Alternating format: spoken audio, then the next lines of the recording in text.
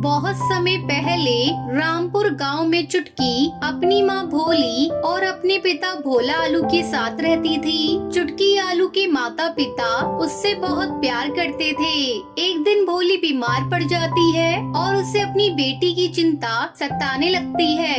ऐसे में एक दिन भोली खिड़की पर बैठी धूप सेक रही थी। तभी वो देखती है कि पड़ोस में रहने वाली लाल मिर्च की सौतेली माँ उसे धक्के देकर घर से बाहर निकाल देती है। ये सब देखकर भोली बहुत डर जाती है और वो सोचने लगती है, अगर मैं मर गई तो मेरी बेटी का क्या होगा?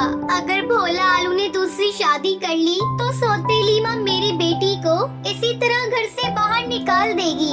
जब शाम को भोला आलू घर लौटता है तो उससे कहती है, सुनो जी, अगर मैं मर गई तो तुम दूसरी शादी मत करना, वरना सौतेली माँ मेरी बेटी पर बहुत अत्याचार करेगी।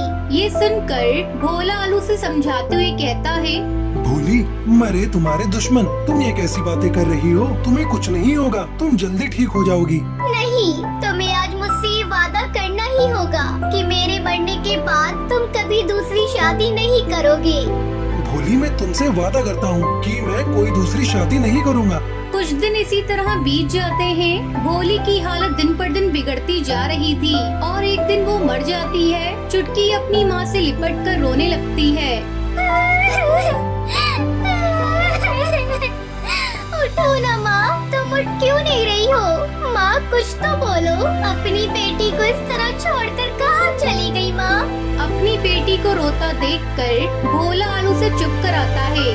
बेटी, तेरी माँ बहुत अच्छी थी, इसलिए भगवान ने उसे अपने पास बुला लिया। अब भोला आलू अपनी बेटी का ध्यान रखता है और फिर काम पर चला जाता था। एक दिन उसके घर कद्दू आता है और उससे कहता है, तुम कब तक भाभी के गम में इस तरह डूबे रहोगे? मेरी मानो तो तुम दूसरी शादी कर लो। चुटकी बिटिया अभी बहुत छोटी है, उसे माँ की जरूरत है। कद्दू भोला आलू को बहुत समझाता है। ना चाहते हुए भी भोला आलू कद्दू की बात मान लेता है और वो लाली टमाटरी से शादी कर लेता है।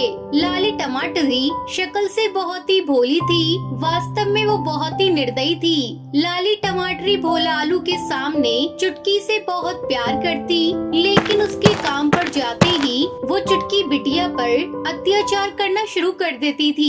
एक दिन वो चुटकी से कहती है, अरे ओ महारानी, चल उठा ये झाड़ू और कमरे में झाड़ू लगा, फिर आकर मेरे पैर दबा, और खबरदार अगर तूने अपने बाप से कुछ कहा तो तेरी बोटी बोटी काट कर चील को खिला दूंगी। तेरे बाप को पता भी नहीं चलेगा। अपनी सौतेली माँ की बात सुनकर चुटकी बहुत डर जाती है। वो अपने पिता से कुछ नहीं कहती। एक दिन चुटकी की तबीयत कुछ खराब थी। जब लाली टमाटरी उससे काम करने को कहती है तब चुटकी मना कर देती है। माँ, आज मेरी बहुत तबीयत खराब है, इसलिए मैं घर का काम नहीं कर पाऊंगी। मुझे बहुत कमजोरी महसूस हो रही है।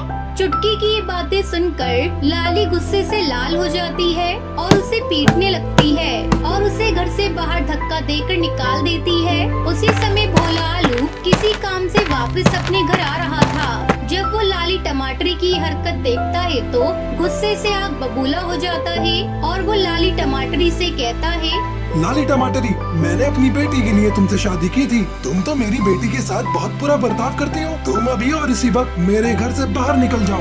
ये सुनकर लाली भोला आलू से माफी मांगने लगती है। भोला, मुझे माफ कर दो, ये चुटकी बहुत ज्यादा बदतमीज है। तुम तो जानते हो ना मैं तुमसे और चुटकी से कितना प्यार करती हूँ। तुम ही मुझे बताओ, मैं अपनी बेटी को नुकसान पहुँचा सकती हूँ क्या? वो लाली टमाटरी को माफ नहीं करता और उसे घर से भगा देता है। फिर भोला आलू अपनी बेटी चुटकी के साथ खुशी खुशी रहने लगता है।